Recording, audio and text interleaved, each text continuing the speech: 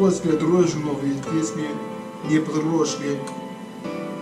После университета нет, я трошку времени, если подразнят. Если ты захочешь, надо мне сейчас узнать. Sorry, I didn't mean to interrupt you there. What are you doing? Njet подрастил дрожжи и скоро увидел Райфу. Rafu? She's old enough to remember the First World War. Он как христиане. На самом деле я достаточно взрослый, чтобы помнить русско-японскую войну. Я помню, когда я был создан.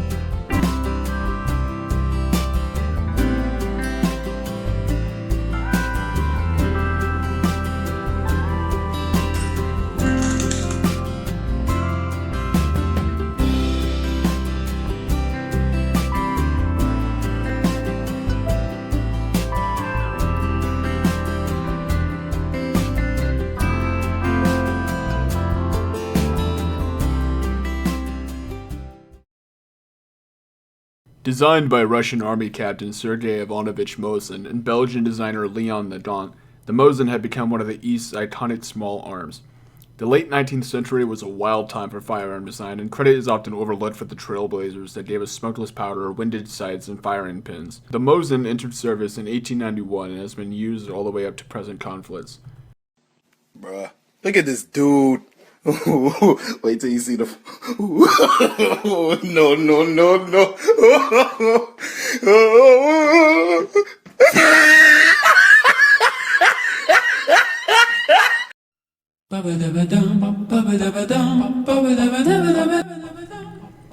With the Russo-Ottoman War of 1877, Russia, in keeping with tradition, marched off to war learning some very hard lessons. The single-shot Brigada rifles that were standard issue for the army were outdated compared to the Ottomans' lever-action repeaters. This loss made the Russian army begin researching a new modern rifle, with Mosin's design winning out with the caveat of some of Nagant's improvements. The new 1891 Mosin would be chambered in the 7.62 by 54mm R cartridge with interchangeable bolt heads, blade ejector mounted, and some of Nagant's designs like a magazine base plate, 5-round stripper clips, and an interrupter in the receiver to prevent double feeding.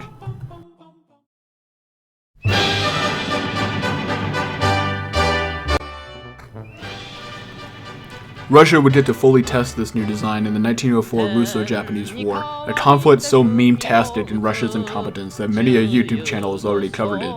However, from reports, the rifle itself fared well, the only issue being logistics. Since Russia is dummy thick, supplying all available combat units with Mosins was a Herculean effort, so most troops were still being issued Brigada rifles unless they happened to be near a Mosin factory. After Russia and Japan got a taste of what World War I was going to introduce and the Tsarist regime's humiliating defeat, logistics officers investigated in supply issues. After the commission was completed, the nearly 4 million of the M1891 model rifles would be allocated to storehouses, giving factories time to begin wartime production to meet later demand.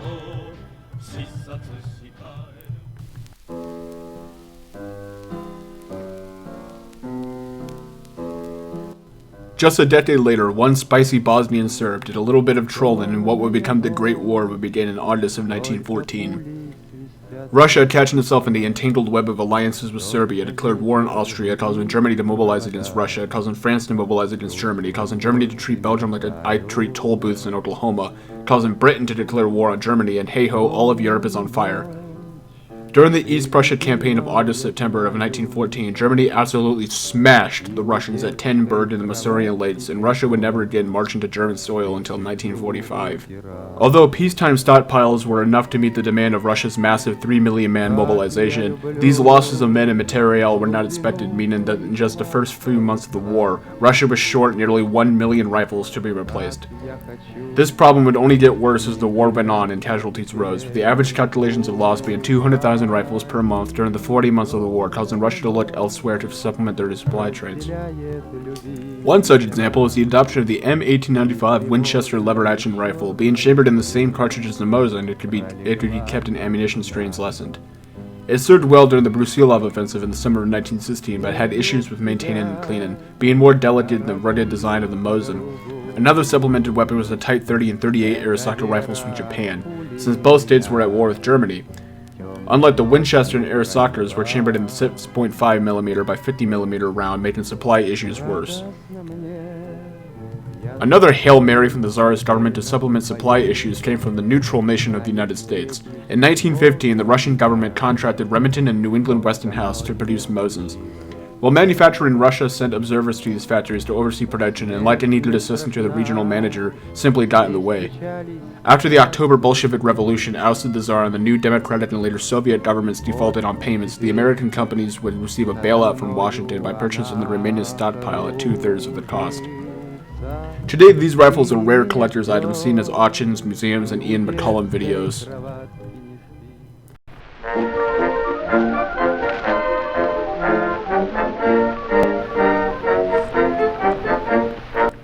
As part of the Northern Russian Expeditionary Force, or Polar Bear Expedition, the U.S. military personnel stationed in Russia during the Civil War to protect American interests from the Reds were issued with U.S.-manufactured M91 Mosins. It was believed that it would be more advantageous 7.62 by 54R was easier to come by than the 30-40 Krag or the 30-aught SIDS that was standard issue for the United States. Lieutenant John Cudahy, assigned to the 332nd Infantries near Archangel, wrote in his memoirs about the efficiency of the rifle, saying, "The main body of the enemy had carried with them far up the river to Kotlas and down the railway to Volgograd rations, rifles, guns, and ammunition American manufactured, but most disheartening of all were the Russian rifles issued to the infantry. They were manufactured in our country by the million for the use of the Imperial Army, long, awkward pieces with flimsy bolt mechanisms that frequently jammed. These weapons had never been targeted by the Americans, and their sighting systems were calculated in Russian paces instead of yards. They had a low velocity and were thoroughly unsatisfactory. The unreliability of the rifle, prime arm of the infantry, was an important factor in lowering of Allied morale." This assessment is a good example of how just being in the military doesn't mean you know anything about firearms. I have no idea where this man got that the bolts were flimsy, or the absurdity that he expects the striker to penetrate the casing while clogged with snow. The only reason I can see for him being so efficiently wrong with takes like low velocity when the 7.62 by 54R muzzle velocity is pretty much identical to the 30-aught SIDS is due to the poorly manufactured ammunition in the storage that was in the Siberian winter.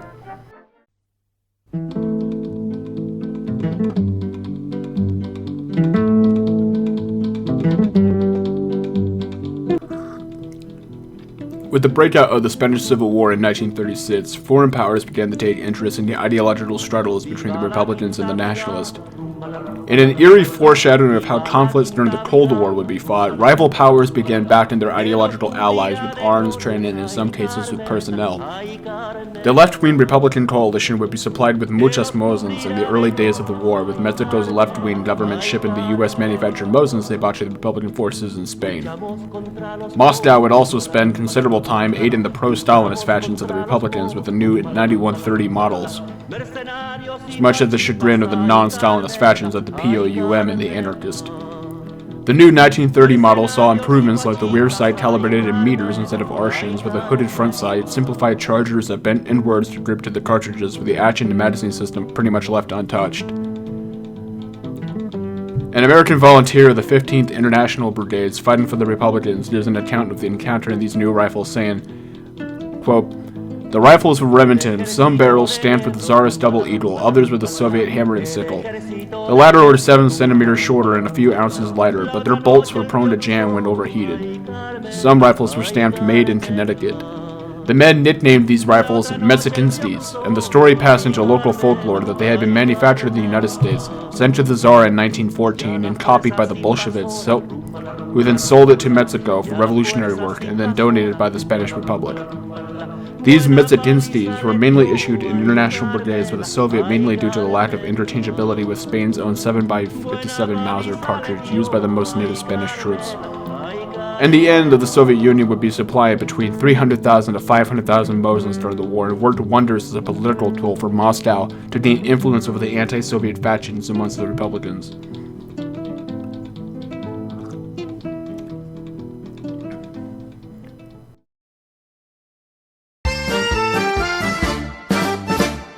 Finlandia, Finlandia, sinne taas matkalla oli Ivana.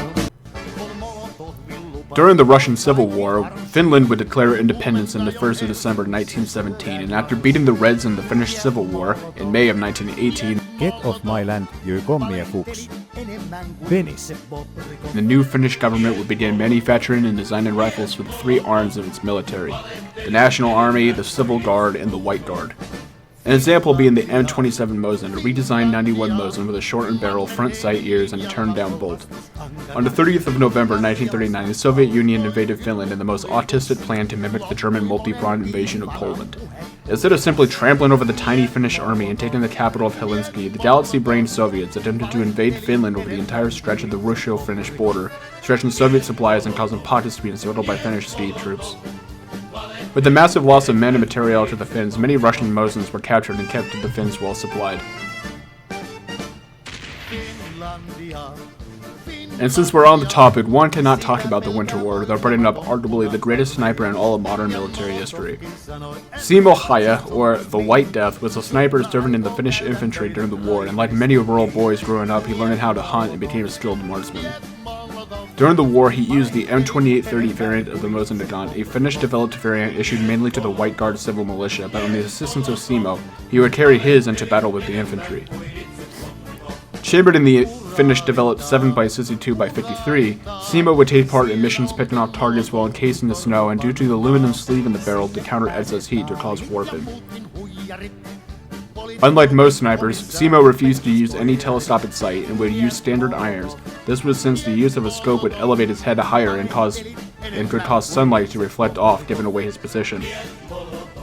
In just 100 days of fighting, Simo would rack up a confirmed kill count of 505, being the highest confirmed count in military history. After surviving an explosive round being shot in his face by a Soviet sniper, he would pass away on the 1st of April in 2002 at the age of 96. Memory eternal, and thank you for your service.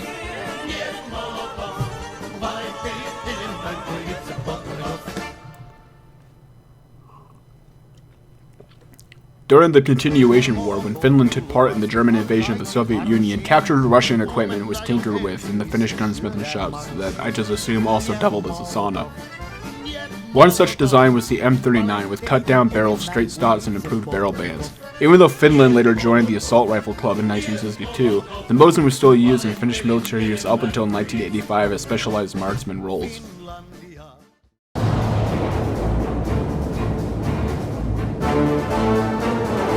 In Russia, the Second World War is often referred to as the Great Patriotic War. The Soviet Union led by one of the evilest men in history against a superpower exacting ethnic cleansing that would amount to nearly 40 million deaths.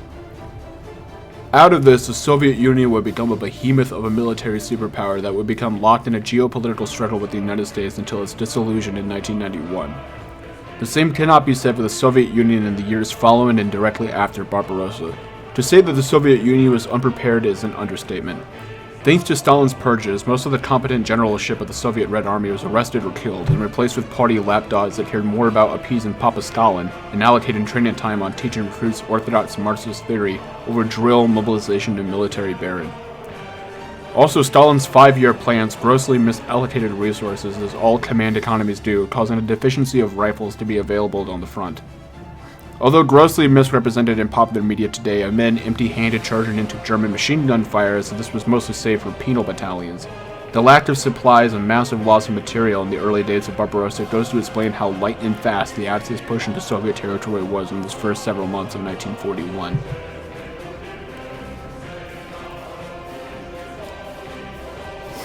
One of the smartest moves that the Soviet High Command made during the war was to move most of their industries east past the Ural Mountains so that they could be spared from falling into Axis hands as they made their way to Moscow. This arguably saved the Soviet Union in the long run, as it would mean a steady supply of equipment once the factories were back online, but that's the key: when. Until then, Soviet units had to make do with what was already available, as Catherine Meridol in Ivan's War remarks. The Germans genuinely feared Soviet bayonets, and troops were encouraged to use them for that reason. The problem for many was that they had no other choice. That June, soldiers in Belarusia and Ukraine ran out of cartridges and bullets. It wouldn't be until Stalingrad in August of 1942 would the fortunes of the Soviet Union change. Here, the 6-month meat grinder would see over 1.5 million casualties and the loss of virtually all of its 500,000 civilian inhabitants to displacement or death. But the Soviets gained valuable experience that would eventually take them all the way to Berlin. One such lesson learned was the value of sniping. Russian military convention never put much stock into long-range sniping, but lessons learned in the First World War made Soviet designers give some thought into it while modernizing the 1891 Mosin. The 1932 Select rifles were fitted with the 4x PE with over-bore mounts, windage sights, and sight adjustment sleeves, while the bolt handle angled downward for ergonomics. By the end of the 1930s, the optics were slightly improved and would be tested in the Spanish Civil War by being supplied to the Republicans, where they gave valuable information to the Soviets on the use of snipers when Germany invaded. The introduction of the simplified PU scope in 1942 gave Soviet riflemen with a cheap, easily manufactured sight that was able to be supplied to hundreds of thousands of troops, albeit with a sacrifice to effective range and eye relief. Nevertheless, the deadly combination of the PU optics and the 9130 Mosin-Nagant would be a war-winning tool for the Soviets, with snipers like Lyudmila Pavlichenko attributing most of her 309 confirmed kills to it.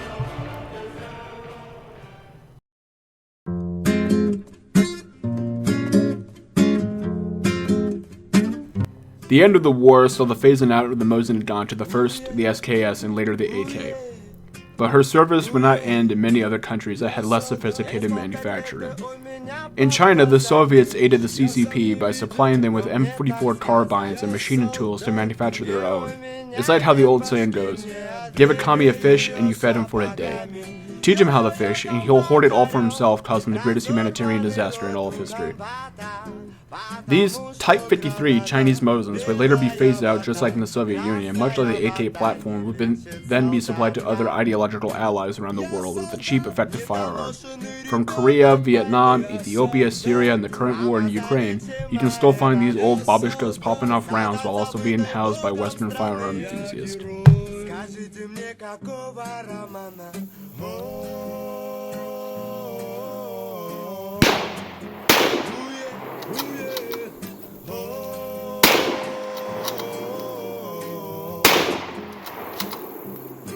Я солдат, не обидно, когда остается один патрон. Только я или он, последний вагон, самогон, нас таких миллион.